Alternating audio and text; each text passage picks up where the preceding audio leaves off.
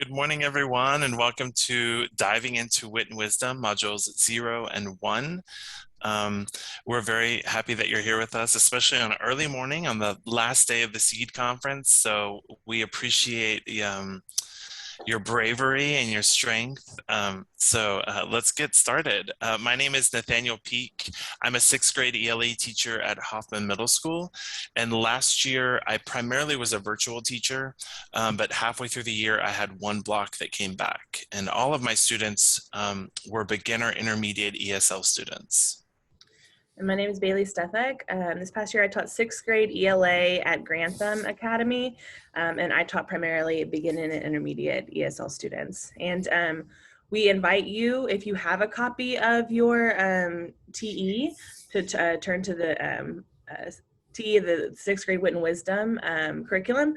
Ms. Jorgensen, if you don't have access to that yet, that's okay. We have screenshots of everything that we're going to be talking about, but if you have it with you, it's good to kind of have beside you. I know on Clever, the login for the Wit and Wisdom materials wasn't working recently, so if y'all can't access it, it's okay, but just if you have it, it would be helpful to look at while we're going through our presentation.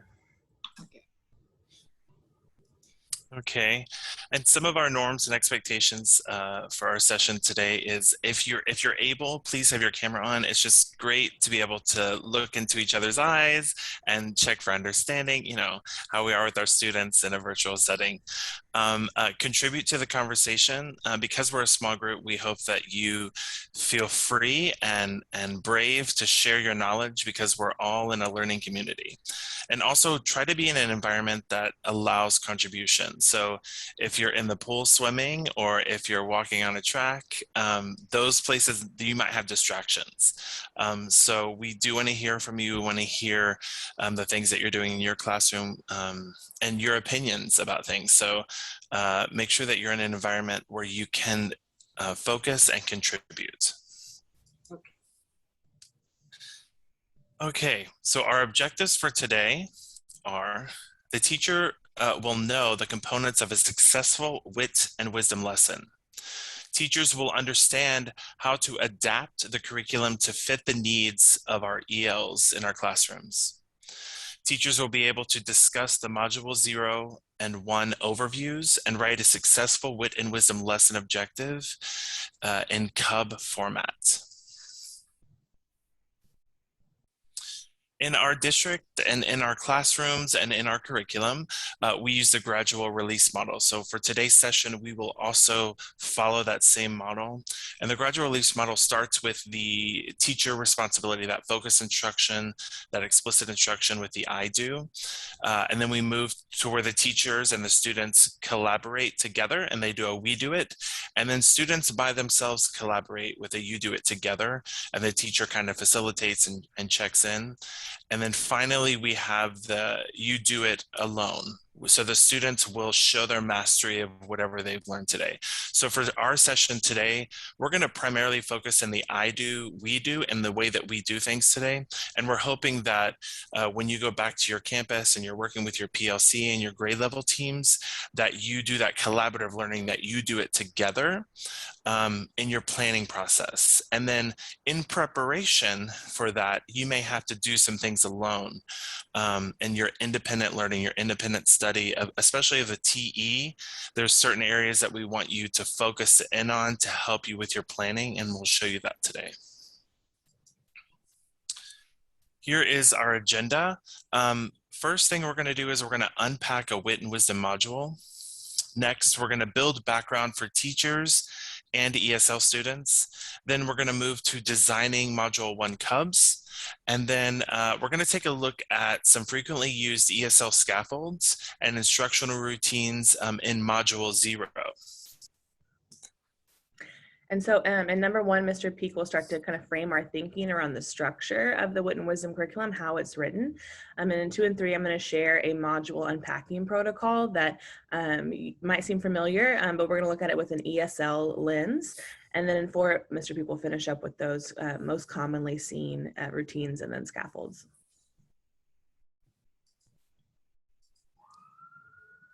Okay, so we're going to begin by unpacking modules 0 and 1. This is the cover of the teacher edition, and if you are given workbooks for your students to work in, this will be that artwork that we'll also see in module 1. This is a quote from Wit and Wisdom, and it kind of outlines their philosophy and the philosophy that we're all going to share in our classrooms with our students. So let me read that for you. Wit and Wisdom provides a framework for inquiry that helps students build rich layers of knowledge. Students learn the joy of wondering and imagining, the exhilaration of independent thought, the fulfillment that comes from building rich knowledge of the world, its stories, and the human condition. It inspires teachers and students to experience texts and ideas on a deeper level, and it fosters the questioning spirit that will shape the next generation of great writers, thinkers, and leaders. Something that is important to really hone in on is this idea of inquiry and this questioning spirit. As you dive into your curriculum and prepare for the fall, you should have that same idea. And we're going to talk about background knowledge and how that's going to help us support this inquiry and this questioning spirit. And the importance of that is that the entire curriculum is designed in an attempt to like build knowledge in our students, like over the course of those lessons. But it also kind of requires building upon a prior knowledge that our students should already have in Wit and Wisdom's eyes. And so sometimes Wit and Wisdom kind of assumes that our students have like a rich prior knowledge or background knowledge that they can build upon. And we know that for ESL students, like that's a particular challenge for them. And so we need to think about as teachers, if there's a gap that exists between where our students are independently, the work that they can do independently, and the work that Wit and Wisdom is wanting them to do independently. We know it's a really heavy curriculum, right? It's a difficult one. It challenges our students, which is good. But sometimes if a gap exists, we have to think about how we can scaffold to support our students in that area on their way to independent mastery of the skills that we're learning in the Wit and Wisdom curriculum. And in the Wit and Wisdom curriculum, it's largely based on units and big themes. Perseverance and resilience is kind of throughout the year an idea that we want our students to be focusing on. In order to help identify those gaps and to help think about what kind of scaffolds we're going to need to help bridge those gaps, we have to do work on ourselves. We have to figure out what our background knowledge gaps are ourselves. So in teaching a curriculum that centers around building knowledge of the world, it benefits us as educators to build our own knowledge of the topics that we're introducing to our students. This module unpacking protocol that we discussed today can be applied to every Wit and Wisdom module that we teach throughout the year. So before we can build background in our students, we have to spend the time building background in ourselves as well. And so in the module overview, this is kind of a section of our modules of the curriculum before we get into the lessons, Ms. Jorgensen. And it kind of gives us a roadmap to what we're going to cover in the lesson, what the kids are going to be exposed to. So it's a really important piece of that teacher's edition because it helps build our knowledge about what the kids are going to be asked to do, the background knowledge that they're going to need, and then just what the themes of the module are as well. So the 3 different areas that I would suggest looking at when you're breaking down any module throughout the year is the module summary. That's going to introduce the characters and themes that we're going to encounter. So it'll speak about the stories that we'll read. It'll talk about the big ideas that our students are going to be kind of thinking about and working with. And then the module learning goals gives you details about what skills our students are expected to master throughout the module. It tells you what the expectations are for them. And then the module in context kind of gives insight as to how the students will develop those skills within the lessons that are already laid out. And so we are going to look specifically at the middle box here in just a second. But I want y'all to be aware that these 3 areas of the module overview, don't skip over them. Go and read them, internalize them, because it's going to point you in the direction towards where we need to build our own background knowledge to support our students as well. And I'll show you why in these learning goals. So there's lots of learning goals for a module. There's not just the ones on the screen. There's knowledge goals, reading goals. There's also speaking and listening goals, writing goals, and language goals as well. So lots of different things that we want our students to be able to achieve in this module. And it benefits us to look at these knowledge goals very closely so that we can see how we can build our own knowledge in preparation for kind of unlocking that learning for our kids. So at the top, determining the context and causes of the Great Depression and the Dust Bowl. Learn how individuals coped with hardships during the Great Depression and develop insight into the process of transformation as one that requires endurance and struggle. These are big ideas, right? And like just reading the first one, knowing the context and causes of the Great Depression, we kind of have to reflect on our own schooling, our own teaching to see, okay, do we know the context and causes of the Great Depression kind of before we bring it into the classroom for our kids? Because the text is very high level, the conversations are very in-depth in this curriculum, and it really references the text, right? Our whole lesson is built around that understanding of the text for the day. And so you're going to get questions from your kids about that time period. It's a historical fiction novel, so they're going to have questions about it, and they're going to be asked questions about it in the curriculum. And so, you know, before I taught this last year, other than like the stock market crash of 1929, like I really didn't understand the, you know, all the causes of the Great Depression and kind of what led to that. And then the Dust Bowl as well, you know. So I definitely had to spend some time building my knowledge in every module we did. And when we taught Ramayana, like learning about the Hindu mythology, that was new information for me. Even like when we talked about Jamestown, right? Like I know what Jamestown was, but I didn't remember the full, you know, historical significance or what exact time period it was. So those questions are going to come up, and as much, you know, prior knowledge as we can build in ourselves to be able to kind of model thinking and lead our kids in the right direction, the better for them. I do want to point out for Ms. Jorgensen, because you're probably new with the curriculum, these RLs and RIs and L, these are standards in Common Core. So this will be in your digital version of your curriculum. When you click on them, it may be really confusing. At the end, I can show you the Texas standards and how, as we go through this, you'll be able to see the skills that our students need, and then you can connect them with the TEKS, the Texas standards. But at the end, the very end, I can show you a website that will help you with that. Yeah, it's important to note, that this curriculum is written towards Common Core standards, which part of the reason why we're looking at specific learning goals today is to kind of identify what those skills are so that we can kind of find those TEKS easier, because the document that they gave us, that, you know, the crosswalk between TEKS and standards is very hard to read and not very user friendly. So this is a way we can kind of filter this information to focus on, okay, what is the skill that my students are going to need for today? So also in our module overview, I want to point out 2 more sections.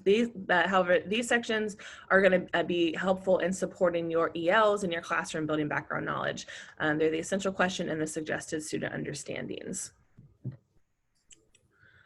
So we're going to do an I do and a we do. So a few different times during this presentation, we're going to bring up some topics, some ideas, and I'm going to ask for y'all's help to kind of work through them. So I'm going to show you how I would take this essential question in module 0 and rephrase it for my students. And then we're going to do the same thing with module 1.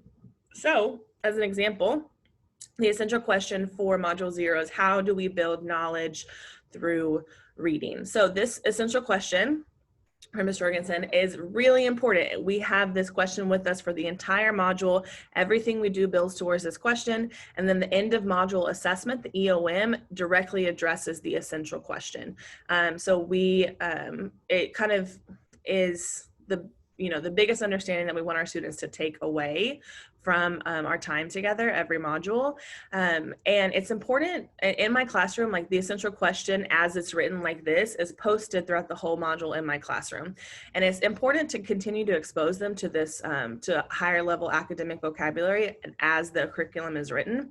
But when we're breaking down or when we're building background for a module, so the first couple days that I'm teaching a module, I add a lot of extra stuff in to kind of just help them understand the big ideas that we're going to be encountering in the text. And so at the very beginning, if they are struggling with the understanding the essential question at the beginning of the module, it's completely okay to rephrase it into a student-friendly language version. Okay, so instead of now this is just day one, right? Throughout the module, my essential question is posted as is. But day one, if I'm wanting them to kind of understand what it is we're going to be learning about, I would rephrase it in a way that's easier to understand. So instead of how do we build knowledge through reading, I would say, how does reading help us learn and understand new things? And that should spark some conversation and kind of lead you in the direction of your essential question.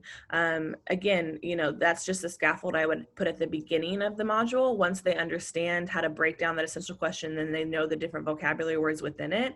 We'll see that in module 1 example specifically. But after that point, I would take that scaffold away after the first, few days, once they know what the essential question actually means. But first thing, it's really beneficial to kind of rephrase it in simpler language so that they can access it easily kind of in the first beginning lessons of your module.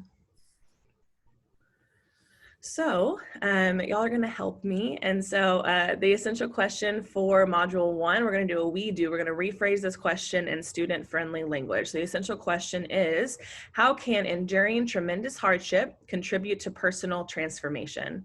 Okay, we can already see that the vocabulary in module 1 essential question is a step above what we just saw in module 0. So we kind of can see the need even more clearly that at the very beginning of your module, your students might need help understanding what that means, right? Because I want them to have an understanding of that because, like I said, everything we do in the module builds towards that question. So the quicker that they can understand that and see that big picture, the better for their own knowledge.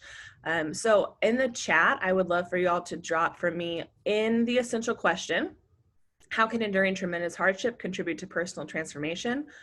What words in that essential question might confuse our students day 1 of our class, of the module, day 1 of the module? What words might you rephrase for your students in that essential question? Enduring. Tremendous. Yes, tremendous, definitely. And also maybe contribute. Yes. Yeah, there's several examples in that essential question of words that might trip up our students the first day, especially your beginning and intermediate ESL students.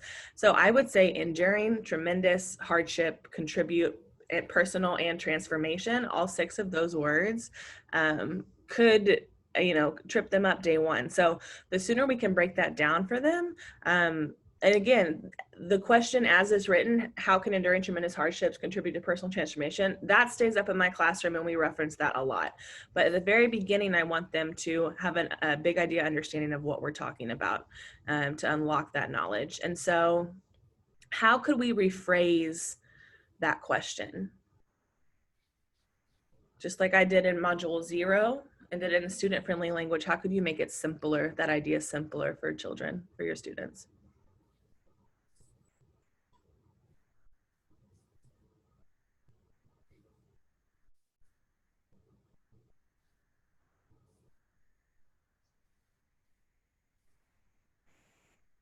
I'm going to try, Miss Bailey. Yes. And it's not going to be perfect, but no, that's okay. We're here to learn together. maybe how can difficulties in life help us change? That's incredible. That's great. How can difficulties in life help us change? I love the verb help. We haven't had that answer like this whole C conference. And help and contribute, really, I can see the connection between help and contribute. That's really good. Awesome. Yes, Miss Jorgensen, did you have a different way to rephrase it? It was pretty similar. It's how can experiencing difficult times help change your personal experience? Yeah, that's Yeah. awesome. Definitely. Yeah. So just be thinking about how we can simplify that language for our students um, is just a really good practice, because, you know, a lot of times Wit and Wisdom uses, you know, especially in the text dependent questions, uses very complex questions, which is great. We want our students to be exposed to that academic vocabulary because we can't shield them from it on the STAR, on the TELPAS, right? They're going to have to interact with that high level academic vocabulary. But we also need to be aware that often our students are going to need some rephrasing, right? So I want them to see that text dependent question. We'll read it, you know, talk about it, but then I'll tell them, okay, in simpler words, what it's asking you to do is this, so that they can see it, but then also they are understanding what it actually means when they're interacting with that text. So we're actually going to practice rephrasing a little bit more in the next thing I'm going to show you. So this is in, Quick question, Miss yes, Bailey. ma'am. Yes, ma'am. So when I put the essential question on the board, do I put the rephrase one or the original one? What do I you would, normally do? yeah, I would put I would put the original one on your board. Something that you're going to leave up in your classroom, it should be the original, because we want them to be exposed to that vocabulary. But if you make a PowerPoint, a Google Slides presentation, if you make a Google Slides presentation for the day, you could rephrase it there so they could see the simplified version, or you could do an anchor chart at the beginning, like the first day, you know, and have the simplified version and just leave it up for a couple of days. And then when they're ready, kind of transfer them to the board. And like, this is what that essential question means after, because, you know, we spend some time defining, enduring, tremendous, transformation. Those are vocabulary words that they're going to have in those lessons. So once they're exposed to the lessons where they learn those vocabulary words, then they should be able to look at that essential question and know what it means in the original format. But early on, especially in that like first and second lessons, when you're still building the ideas of the things you're going to talk about, it would be helpful for them to see like a simpler version. Thank you for your question. Please stop me if you have any questions or anything, please let me know. So we're going to look at another part of the module overview. It is the suggested student understandings. So this is for module 0. So I'm going to show you what it looks like in module 0. Then you're going to help me with the module 1, just like we did. The module 0 suggested student understandings. This is in the module overview, again, before the chunk before the lessons. And it's important to understand that this is written towards teachers. This is not written towards students, right? This is to tell us what the students should be understanding.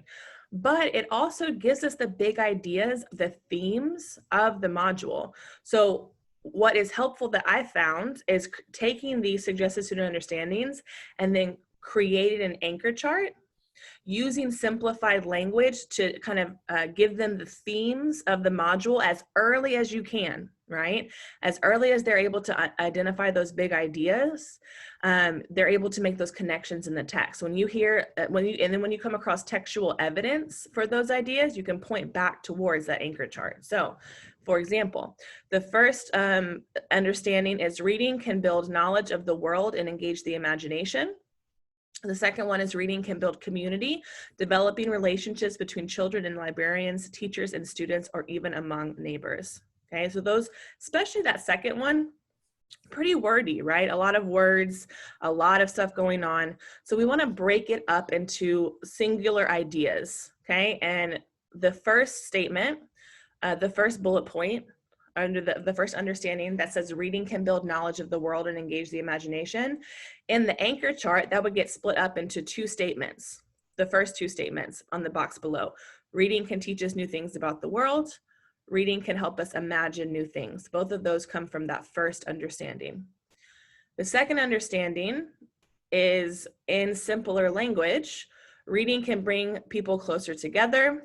Reading can help form relationships. You notice that I didn't talk about children and librarians, teachers and students. I just kept it simple, right? Reading can help form relationships.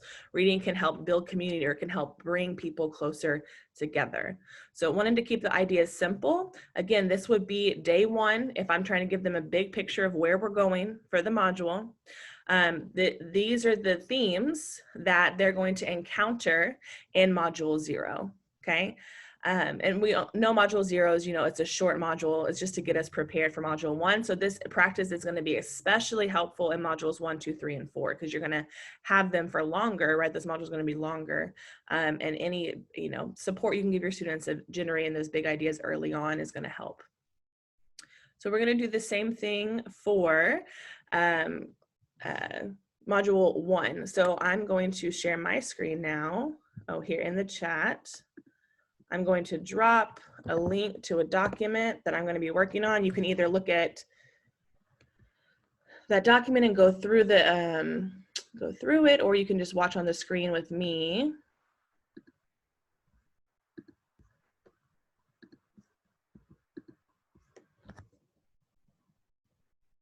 You're muted, Mr. Pete. Thank you. Okay. And you'll notice on the right-hand side, this is what it'll look like in your digital version of your teacher edition. So when she was talking about the module summary, the module learning goals, and the module, the student understandings, this is where this is going to be in your curriculum. It's at the very top, and this is exactly what you're going to want to look at day one for yourself when you're preparing for the fall. Right. So again, this is written towards teachers, right? This isn't in our lessons, but it's something we can take and then adapt for our students as a support for them. So we are going to do a We Do together, and these are the suggested student understandings for Module 1. So there's 6 of them. So I'm going to show you the first 2 rephrased, and then you're going to help me on the second 2. And I think we'll probably move on after that just for time's sake. But this document you will be able to access. There's going to be a Schoology group. I don't know if you've joined it already, but all these resources will be in there as well. And so our suggested student understandings, I'm going to read the first one, and let's popcorn read them out just so that we can all have some understanding. Number 1, enduring hardship can result in positive personal transformation. Mr. Peak, would you read the second one for me? Yes. Generosity, hope, and forgiveness sustain the human spirit. Ms. Jorgensen, would you read the third one for me? People adapt the ideas of home, family, and community to fit their needs during times of hardship. Ms. de Guzman? Persevering through hardship requires a person to accept his or her new situation and identify and make peace with the past. Awesome. People rely upon dreams and determination to persevere in the face of hardship. And authors use devices and techniques such as figurative language and symbolism to help develop characters and themes. Awesome. So we see there's several more understandings than Module 0. That's just because of the length of the module. Module 0 is only like 6 lessons. Module 1 is, I'm not sure how many, probably around 30.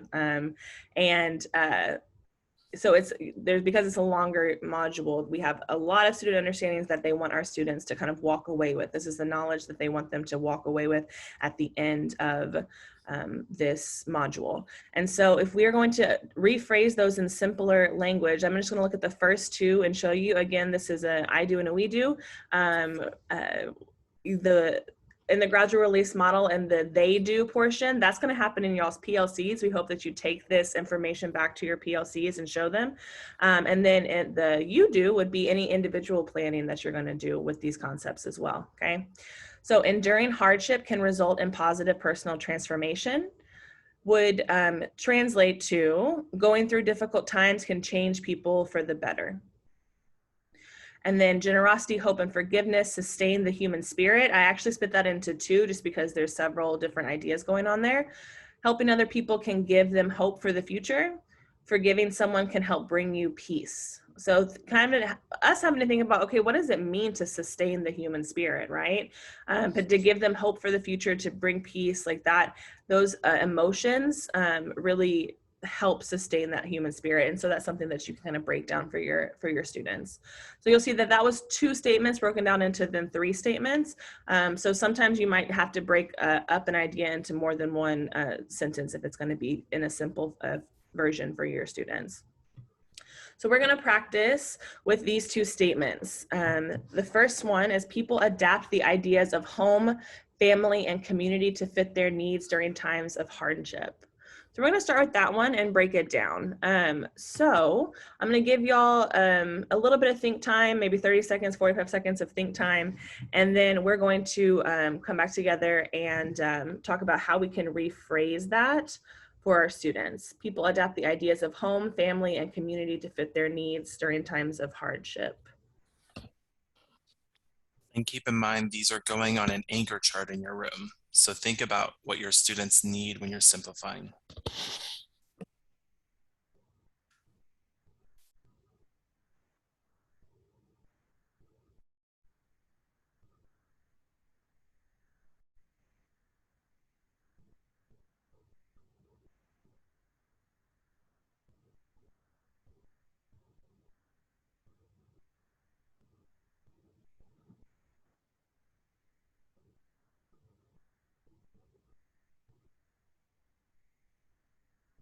Okay. Any ideas on how we could simplify that idea for our students?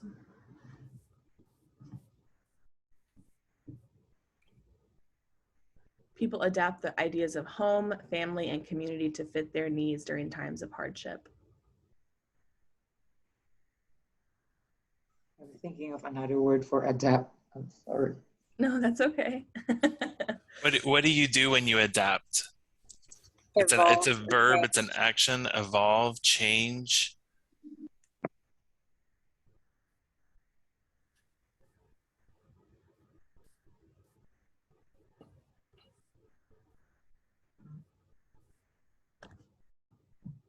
So there's no wrong answers at all, right? We're just throwing out ideas. And after you write it down, you'll find, and I recommend you write it down on paper before you put it on anchor chart paper. Just because looking at it, you'll be like, oh, maybe I need to break that down even more, or I can find better synonyms that my students will connect with. And it could be something as simple as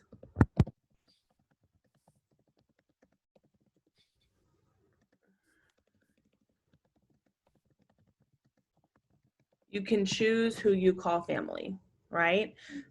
Because in Bud Not Buddy, right, we know that he found that new family with the band. And so that's an idea that they're definitely going to be presented to in the text. So it could be as simple as that, right? It doesn't have to be a complex idea. This is just to get their kind of wheels moving in their brains about what ideas they're going to encounter in that text. So you can choose who you call family, a community. What do we see about community in that first statement? What ideas about community do we want our kids to, especially in the second half of it, their needs during times of hardship? So what do communities do in times of hardship? Come together. Yeah, okay. So a community can help you get through a difficult time. Okay, so we see how that first idea was split up into two ideas. If we're looking at the second statement, persevering through hardship requires a person to accept his or her new situation and identity and make peace with the past. You'll notice these suggested understandings are really thick. Yeah. And so when we're trying to simplify it, it's like, how do you make that in simple terms? So me personally, I look at those big words that I know my students will have trouble with, and I try to just simplify those words, and that helps me come up with those simplified ideas.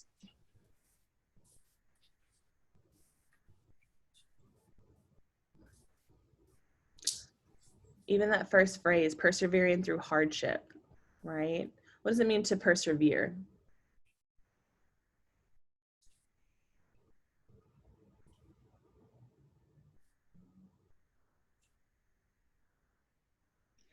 Maybe we could say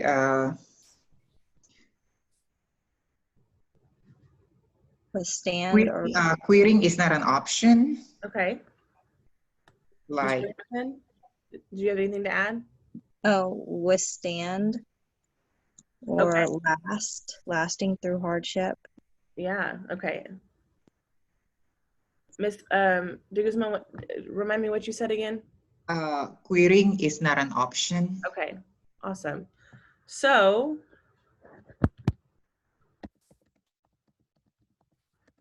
not giving up is important, or not giving up.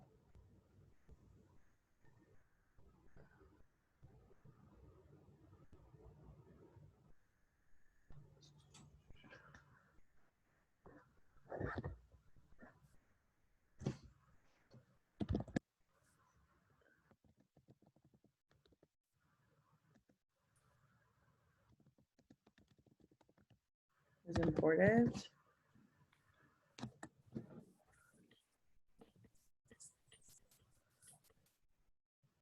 Making peace with the past. Mr. Peak, I would like to tie something in with that. Just reflecting on Bud's journey. Getting through a difficult situation helps you make peace with the past or helps you see yourself differently. Mm. You can learn things about yourself.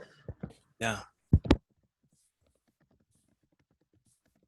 Or maybe learning about your past can give you peace. Ah,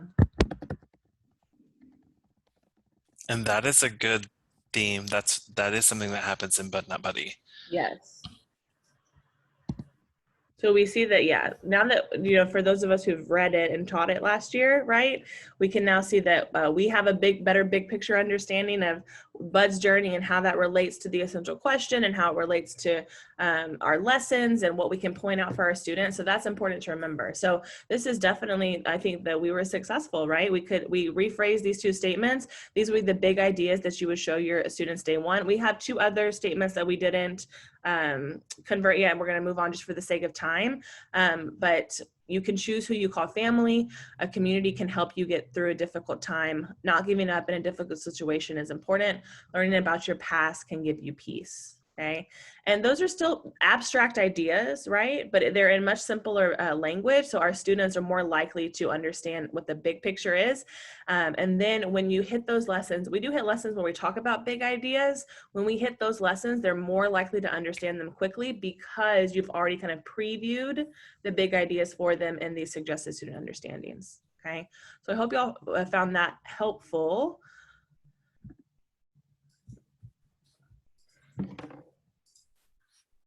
We're going to talk about one more part of the module overview, and then we're going to move on. So the assessment portion of the module overview, very, very important to reference before we get into that module, okay? Looking at those assessments before you start lesson planning is important because it helps you understand the student responsibilities that exist in the focusing question task and the EOM, right? So we understand what are our students going to be held accountable for. Then from there, we can identify the skills that our students need to master those assessments. And then we can think about, okay, looking at the curriculum, do enough supports exist within that curriculum to support my ESL students? And if not, if there's that gap that exists between what they're expecting them to do and what they can do independently, that's where we have to put those scaffolds to support them in their understanding. So if we look at this Module 1 assessment, I'm going to be in the blue box first. Reviewing the assessments before you lesson plan makes it easier to identify the skills your students will need to master by the end of the module.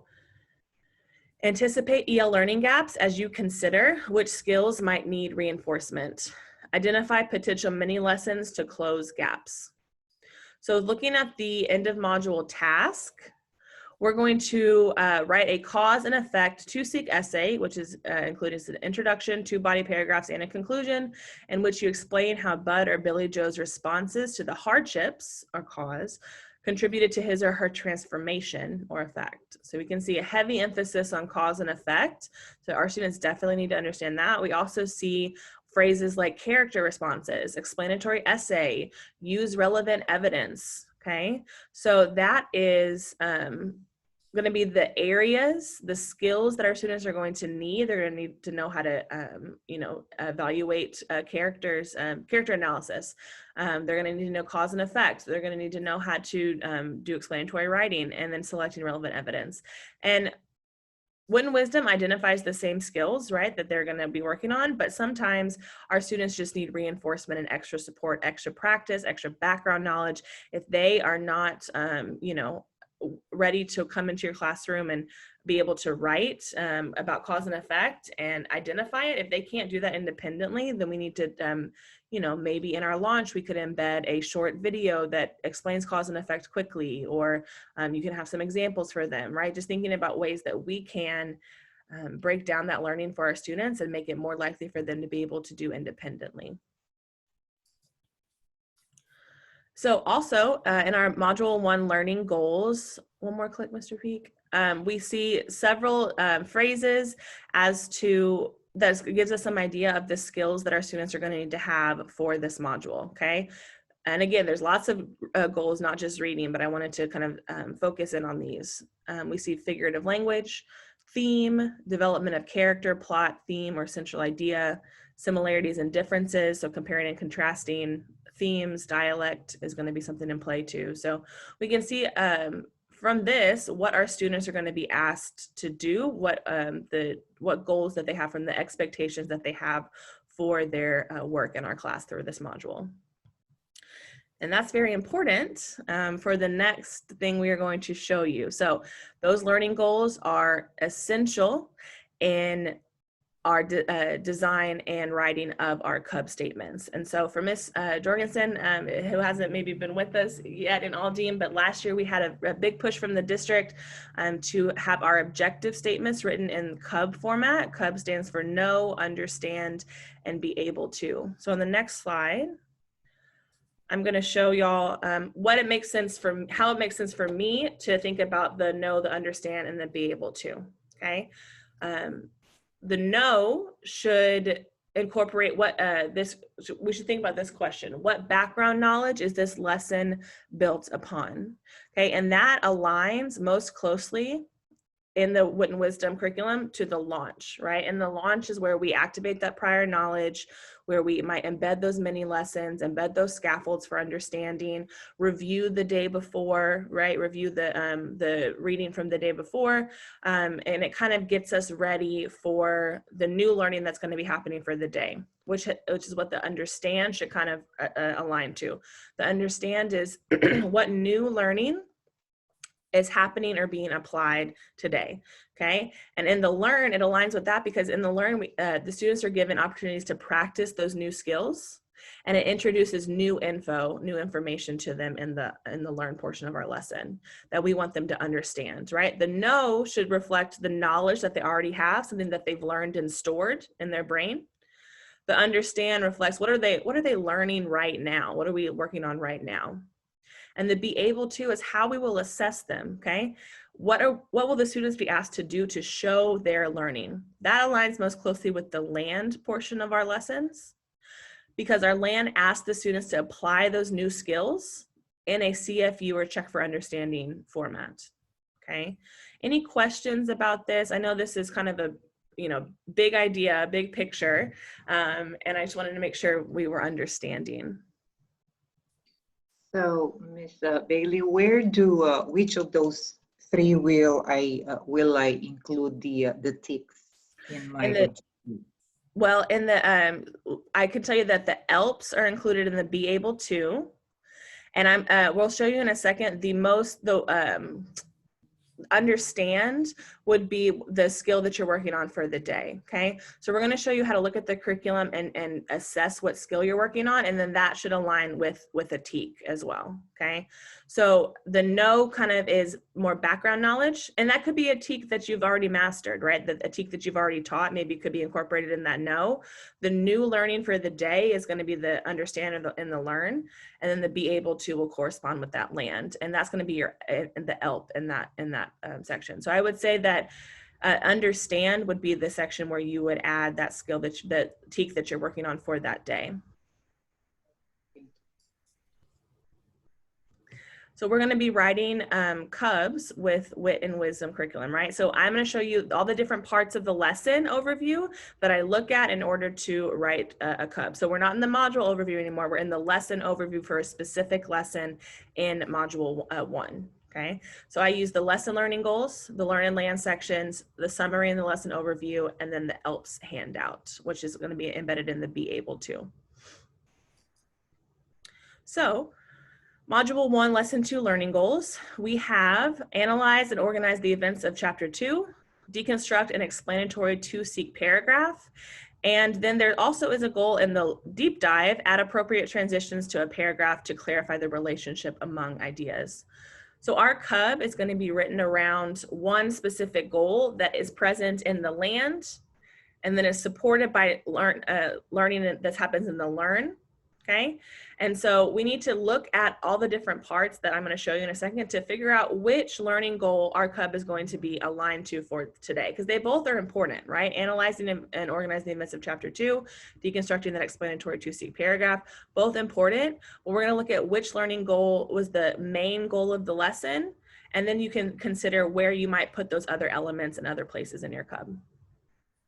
So the first place that I would look after looking at this learning goal to determine which goal my Cub is going to align with is going to be the land. We're actually going to start at the end and do some backwards lesson planning, okay? So the land, what the students are going to be held responsible for is answering the content framing question, and volunteers are going to summarize what's happening in Bud Not Buddy, ask students to share lingering questions that they had at this point in their reading. I will say one tweak I would make, I wouldn't do a verbal summarization. I want them to practice their writing. Okay, that's a good way to kind of assess their writing for the day. And their CFU, their land goes on their journal page for me for that day. And then I check, they bring it up to me and I check it off to see that they've synthesized their learning. So we're seeing that summarization of the events of Bud Not Buddy. So that analyzing those events, right? And then being able to summarize them, that's what they're going to have to do at the end of the lesson. So then I'm going to look at the lesson summary next. The lesson summary gives us some clues as well as to which is the main goal of the lesson. And I want you to look at the first the first sentence of this summary. Text-dependent questions, TDQs, guide students toward the organization of their understandings about the text, drawing their focus to concepts connected to the focusing question. Students begin rehearsing fluency with a peer and through modeling, understand the importance of the phrasing component of fluency. This is also the first lesson to focus on the structure and purpose of a to-seek paragraph, which students will use for all explanatory writing in this module. So again, just looking at that first question, not the whole summary. The first question, those text-dependent questions and the ideas that are generated from them actually is connected to the focusing question. And we know that those arcs in Wit and Wisdom, they lead us to that focusing question task. So the TDQs are going to directly get our students ready for that focusing question task. So knowing that in the land, they're going to be asked to summarize, and knowing that the TDQs are happening to get them ready to summarize, right? Those TDQs are going to help them have an understanding of what's happening in that story. That practice is going to help them with the focusing question task. So in the learn, we see that part of the learn is organizing character, plot, and setting, where students think, pair, share about unanswered wonderings from Chapter 2, call on students to share questions, and press students to find text-based answers or predictions. So in those pressing students to find those text-based answers, right, those are those TDQs that are going to help them get ready for that summary in the land. So after looking at those parts, we can see, hopefully you see as well, that the learning goal, the main learning goal of the day is going to be analyze and organize the events of Chapter 2, because that was what was present in the land, right? They're going to have to summarize. For them to be able to summarize, they need to have analyzed the events of Chapter 2. And so that learn also we saw in the summary builds towards the focusing question task. So not saying that the other two goals are not important, they are. Okay, they're important for that everything builds on each other in Wit and Wisdom, but the main goal of the day is going to be that first learning goal, analyze and organize the events of Chapter 2. So we also need to incorporate an ELP, right? So this is where you would then look at your ELPs and see, now the ELPs are written in order to express or in order to address the language domain. So either speaking, listening, reading, or writing. Okay. So whatever they're doing in that land, think about how you can express that in a way that addresses one of those 4 language domains. They need to either be speaking, listening, reading, or writing. And we especially want to focus on the speaking or writing because those are the productive language skills, right? They're listening and reading a lot and they'll learn. In the land, we want them to kind of show their learning, which can happen through the speaking or writing domain. So most of the time, not always, but most of the time, the ELPs that I lean towards for the land or for the be able to are going to be speaking and writing. So this is what that cub looks like for Module 1, Lesson 2. I'm going to start at the bottom and work our way up because that's how we want to think about writing our cubs. It's easiest to start with the be able to because it aligns with that land and we kind of work backwards. So students will be able to write in detail a summary of the events of Bud, Not Buddy. So we saw from the land that they're summarizing the events of Bud Not Buddy. Again, I want them to write it because I want them to have that writing practice. So write in detail actually comes from ELP 5G, where it talks about narrating or describing or explaining in detail the events of something. So that is the ELP that it's aligned to. What got them ready to do that be able to was the learn portion that was analyzing the events of events and characters of chapter 2. So the understand statement is students will understand how to analyze the events of and characters of chapter 2. Ms. de Guzman, you'll notice that how to analyze, that is a cognitive verb that comes directly from that learning goal. Okay, and those learning goals are aligned to, again, we said Common Core standards, right? But then there is a TEK that's associated with that as well. So I like to use the verb that's in the learning goal because it's a high-level cognitive verb. But I use that learning goal to kind of help me write the understand usually. And then we think about, okay, what background information did they need to know in order to understand this? In order to later be able to do this. So if we're reading chapter 2, we've already read chapter 1, okay? You've already introduced the main character, the setting, the historical time period of Bud Not Buddy, right? You did that all in lesson 1. So that should be prior knowledge. If we've talked about it, if we've gone over it, something we did the day before, that should be knowledge that they should already have that they're gonna build upon for this lesson 2. So does that make sense how those are aligned, thinking about be able to understand and know?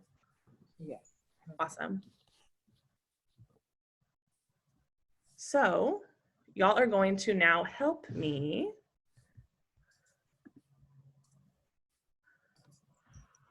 Let me get the link really quickly.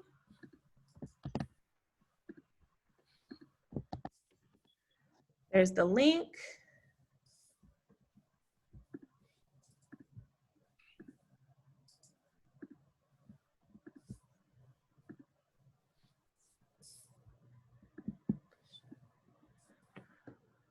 So we are going to be writing a cub for module 1, lesson 3, the same way that I just showed you, okay?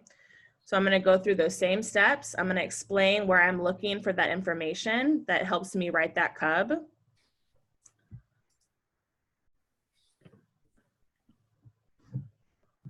So module 1, lesson 3. Module 1, lesson 3. The learning goals: analyze what Bud's reactions reveal about his character. Use a topic statement to introduce information in an explanatory paragraph. Then our deep dive: analyze how the author's use of non-standard English helps to develop characters. Okay, so we know that that goal in the deep dive is important, but it's not going to be the main goal of our lesson, right? That's just a 15-minute deep dive. So we're looking at those first 2 goals up here, okay? So we need to decide which one is our main goal from the day, which one is aligned with how we're assessing our students, that CFU, in the be able to, in the land, right? So we need to decide which one is the one that we're gonna write our kind of cub around for the day. So the first place I would look is the land. The land is gonna show us that students are going to complete the 3-2-1 at the bottom of handout 3A. So we can see that we're gonna be working a lot with handout 3A today, if this is the CFU, if this is the land for the day. So this section the students are going to be asked to complete independently, right? This is them synthesizing their learning about what they learned up here, okay? So we see that we are going to be analyzing Bud's reactions, okay, from the handout 3A title as well, right? So we see that the 3-2-1 is going to be the CFU, the land for the day. We're going to take a quick look at the summary. Okay, I see focusing question task here and focusing question task here. So how do we know which one addresses the main goal of the day? Well, if we start from the reading right here, a close study of word choice and Bud's reactions deepens student understanding about Bud as a character, preparing them to discuss the traits that contribute to his survival in the focusing question task. Students revise an earlier written 2C paragraph to strengthen their topic statement and corresponding evidence, polishing a product similar to the upcoming focusing question task. So both important, right? Both build towards that focusing question task, but the main thing that the main goal we're working on for today aligns with what's going to be in that land, how we're assessing our students. And we can see in this sentence, it says a close study of word choice and Bud's reactions deepen student understanding about Bud as a character, preparing them to discuss the traits that contribute to his survival. So this is talking about just like the conventions of writing, that 2C paragraph. This one is talking about the understanding that they're going to need of the content in order to have an opinion, have evidence to write about that focusing question task.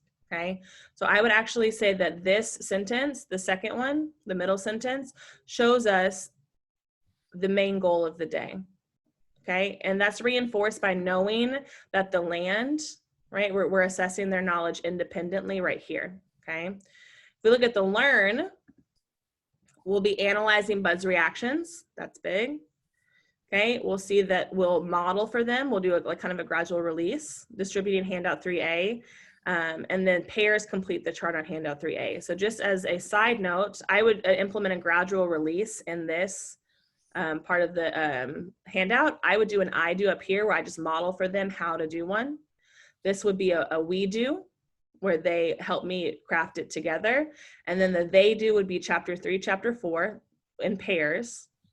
And then this would be independent. So you'd have an I do, we do, they do, you do. Okay. So if we look at all that information, we can see that the learning goal that is assessed in the land and that is supported by new learning in the learn is going to be analyzing what Bud's reactions reveal about his character. So we need to think about so we know that this learning goal helps us write that understand, right?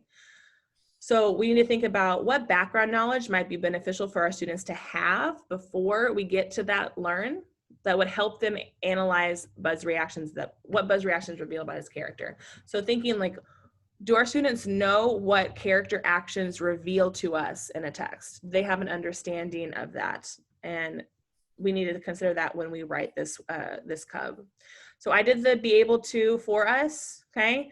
Students will be able to discuss their analysis of Bud's reaction to his environment and independently write a 3-2-1 exit ticket on handout 3A, right? That comes from the land, okay? And it's possible because they've already discussed their analysis of Bud's reaction to his environment in those pairs when they were doing that handout together. So discuss references the speaking domain, a speaking ELP, and the write references a writing ELP or writing domain. So now thinking about what students will understand. Specifically, if we're thinking about this learning goal, and if we're saying that this is the goal that it's aligned to, how could we phrase the understand portion? What do we want students to be able to understand? What are students learning?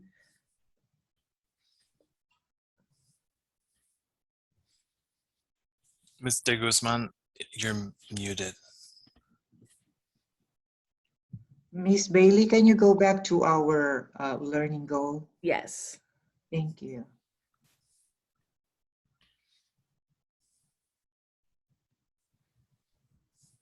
So if the verb for our ticks is analyze, can I change the understand to analyze, or I have to keep the word understand?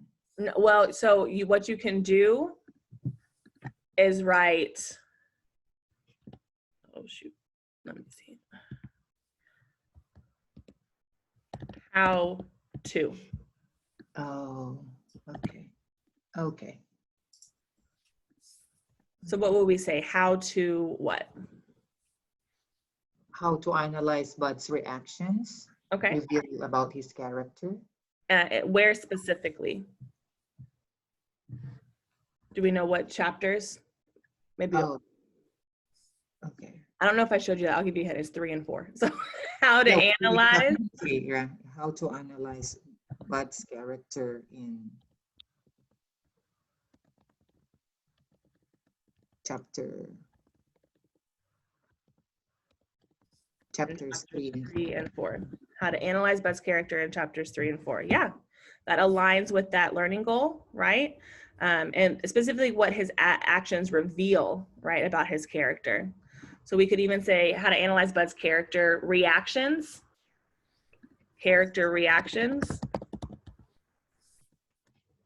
in chapters 3 and 4. Okay. So in order to, well, then also I would say part of it is what they reveal about his character. So revealing about his character, revealing something about a character. What do we call that? If in the text the character does something and then we say, oh, that was, see what he did, that was brave, or that was irresponsible, or that was, strong. What are those phrases referring to?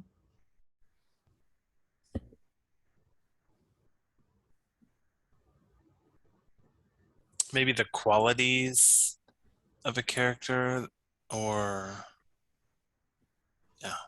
Yeah, the qualities of a character traits, right? yeah. So they need to have an understanding of character traits. They need to know that a character's actions show us character traits. They need to know examples of character traits in order to be able to synthesize, okay, Bud is acting stubborn or brave, or he, whatever it may be. They need to have that vocabulary too, right? So if we're thinking about what students will know, the background knowledge that we hope that they have, and if not, we're going to build that background knowledge within them. Okay, is what would they need to know? So can we say students will know Bud's character traits reveal about himself? Okay. How about a character's actions can reveal character traits? Yeah. That's it. Because it could be specific to Bud, but it doesn't have to be. It could also be like a broad, That's true. How a character's actions reveal character traits about them. and this no, while Ms. Stefik is typing, this no, you may find that your students, when you start the lesson, you get into that launch, that your students don't know anything about character traits. So then you have to kind of think ahead and like, okay, what can I do really quickly to get them to fill in that gap? So is that an anchor chart? Is that just me pointing out this is the area you need to look and just like remind them? Or is it a video, like a quick YouTube video, or is it just having them popcorn out what's a character trait? And as soon as someone says one, they'll be able to, oh, responsible, trustworthy, what are you going to do to engage that prior knowledge? And let them know that they do have prior knowledge, right? They may not know it's called a character trait, but they probably will know some of the character trait words. And so kind of showing them that they do have the ability, they have the knowledge already to be able to apply it to this new learning. And if we are going over this objective with them at the beginning of class, look at how good of a roadmap this is for us, right? We're going to tell them, listen, we've already talked, if it's a prior knowledge, like reviewing the story from the day before, you already should know this. We're going to do this new thing today. And then at the end of class, I'm going to ask you're going to be asked to discuss your analysis and independently write a 3-2-1 exit ticket. That way they know that's coming. They know that's my expectation for them. So when we get to that land, it's not there's no groans. It's I know this is an expectation. My teacher already told me at the beginning of class that we're going to have to do this. And so I'm more willing to kind of contribute to the classroom culture of like, okay, we're gonna get this done. We're gonna contribute. We're gonna kind of participate for the day. So that's awesome. You did a great job. So Mr. Peak, we'll switch back, and then he's going to show you what my example was for this lesson, but it's very close to what we created together. So students will know that a character's actions reveal character traits. Students will understand how to analyze Bud's reaction to identify the character traits that are revealed about Bud in chapters 3 and 4. And students will be able to discuss their analysis of Bud's reaction to his environment and independently write a 3-2-1 exit ticket on handout 3A. So very close to what we created together. I think that you definitely understood the thought process. Any questions about this, Ms. de Guzman, before we move on? So the students will know this is kind of like building their background knowledge for some of the skills that we are teaching them before, because when we didn't have the wit and wisdom before, like we show them the skills like, hey, these are the character traits. Right. Blah, blah, blah. So that's going to be like the student will know. Yes. Okay. Yes, ma'am. Yeah. And it's just a way to think about, you know, how can we, that's a scaffold then too, right? That planning, us kind of predicting where their misconceptions will be, understanding where they're at, knowing like what their background knowledge might be, just thinking about how to build that background knowledge in them is a scaffold that's going to really pay off with your ESL students. So yes. That was my problem last time. Like, where is the part in the lesson will I introduce the skills that they really need to understand? Right. So do you see that those goals kind of show us like what those skills are? And then Mr. Peak at the end, he can show you that the TEAK website, right? That like lets you look them up quickly that you can see. Because the comparison of the TEAKs to the standards that they gave us, I don't know if you received it, but it was very hard to use and like not very user friendly at all. So this kind of just gives us a frame and like, okay, we need to look at this specific place. It's learning goals. It's looking at the land to see what the CFU is going to be. It's looking at what are we doing during the learn that develops that skill, right? And then what prior knowledge does Wit and Wisdom kind of assume that our students already have, but we know like if they're beginning and intermediate students with us, they're not going to be on grade level, right? They may, they're still able to contribute, like we still should have high expectations for them. We should still want them to be able to achieve the goal and the skill. They're just going to need a little bit more of support to kind of get them there. All right. Okay, so in module 0, technical difficulties. Okay, so module 0, that's the first module that we have out of the year, and it sets up the entire year. So focusing in on the instructional routines and scaffolds will be key, and you'll want to kind of integrate these with your classroom management routines, just so that it's seamless for your students. So we have here 6 lessons in module 0, and here are some instructional routines that you'll see throughout the year in all modules. So in lesson 1, we have a notice and wonder protocol. You will see that a lot. And some of the scaffolds that we can use with our ELs are modeling, the KWL chart, and sentence stems. In lesson 2, we have a retelling or summarizing. This is something you'll also see as we dive into our texts, and especially like specific chapters where big events happen that guide us to the theme. Some scaffolds that you can use are videos, graphic organizers, or timelines to kind of sort out those events. Lesson 3 is a character analysis instructional routine. Some scaffolds for character analysis include gradual release handouts, like the one that we just saw in our Learn, character charts, or the STEAL acronym. Ms. Stefik, do you want to mention the STEAL acronym? Yes, in the chat, I'm going to drop it. So it's just a quick way you can make an anchor chart out of this, how to analyze a character. You look at their speech, thoughts, effect on others, actions, and looks.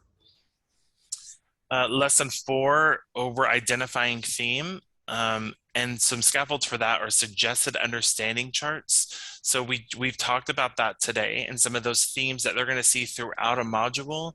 If it's on that suggested understanding chart, they're already in that mindset to look for evidence that support those themes. We have summary scaffolds as a scaffold for identifying theme. In lesson 5, there's a Socratic seminar protocol. I'm not sure if you've done Socratic seminars in the past, but it's basically the students having an academic discussion with themselves, the teachers outside of it. And so some great scaffolds for that are sentence stems, modeling, that academic discussion, and equity sticks to make sure that all students are participating and there's no opting out. Lesson 6, we have selecting relevant evidence. This is crucial. This is crucial because evidence is the foundation for everything that our students are doing to show us that they've mastered something. And a scaffold for that would be sentence stems, highlighters, sticky notes for maybe annotations, and graphic organizers. Are there any questions about, and these instructional routines, these will come back, they will come back over and over and over and over again. And so you want your kids it just to be second nature. So if you can kind of just, when you're thinking about how your classroom culture and environment's going to be, really focus in on making sure that we have routines and that we're practicing them in the way that you want the students to do that. So we've learned a lot today, and Ms. Jorgensen, I'm sure you've learned a lot today. Our brains are like, You might but feel overwhelmed. yeah, this presentation, all of the resources will be in a Schoology group, so you can go back and reflect on this. But for right now, I just would like to hear from you. Why do you think it's important for us to identify background knowledge that our students, our EL students, need for each lesson? Why is that important? And how do you think that you might build a background this school year? Oh, go ahead, Ms. Guzman. No, go ahead. I kept on talking first. Go ahead. I think it's extremely important that we identify and help build off their background to know what they know and how well they know it, and help them further understand what they already know. Maybe they know some part of it, but they're missing something, and so we can help develop that. Yeah, I like that. You're talking about filling in those gaps, and so that we can extend what they already know. So maybe they come into your classroom with certain background knowledge about character traits. Maybe you don't have to spend that much time, and you can actually push them further than what the curriculum is asking. So you're like pushing them beyond grade level expectations. I like that. Well, I agree with Ms. Jorgensen. And since we have the EL, they came from different countries, so maybe they have different background knowledge. So one, like last year, I have some from Vietnam, and I have a lot from the Hispanic region. So the Vietnamese kids have a different background knowledge from those people from the Hispanic areas. So it's really important to know each of their background knowledge. Definitely, and to incorporate, areas of that that's in their background knowledge, maybe elements from their culture or their country into your own classroom, the more comfortable that they're going to feel, and then they're able to make those connections quicker too. Awesome, thanks so much. So in the chat, I'm dropping the attendance form. Please fill that out so we can mark you present for today. Even though we would remember y'all's names, but because we've been interacting with each other, but still fill out that form. And then I'm also going to drop a code for the Schoology access. Ms. Jorgensen, I'm not sure if you have access or not. We're going to show our emails in a second, so you can always also email us for any of the resources that you need. But Schoology is the online platform that we use for our students. We used it last year. And so it's a group, it's not a course. But to join the Schoology group, at the top of the screen, there should be a button that says groups. You can join the SEED conference, and all of the presenters for this conference are going to be putting their resources in that group, in the resources section. And what am I missing, Mr. Peak? All of the presenters' resources videos will be housed there in this Seed Conference Schoology group. Once you get in there, it's set up like folders, like if you're trying to search for something on your computer and there's folders and folders and folders, it's kind of like that. So if you click on a folder, you'll see other folders and you'll find what you need. In PowerSchool, after you can, now that we're done, you'll have 7 days to do a survey. And this is how you'll get your certificate for credit for your participation in your work today. I'm trying to think. The attendance form also enters you to win a goodie bag, a Seed goodie bag. So that's another reason to fill that attendance form out. Yeah, it's a cool bag. And that's it. This is our emails. Please let us know if you have any questions. We love questions, and we're I have passionate one about. quick question. Yeah, please. It's gonna be quick. So my problem last year is the too fast. It's really too fast because my beginner and my intermediate cannot understand English. So I have to read to them every chapter and I have to explain it. So, and we have to do like per day, we have to follow that. So how did you do that? Like, how did you catch up with all of those? Yeah, I'm gonna stop the recording just for time's sake, but then we'll definitely answer your question. Just 1 second.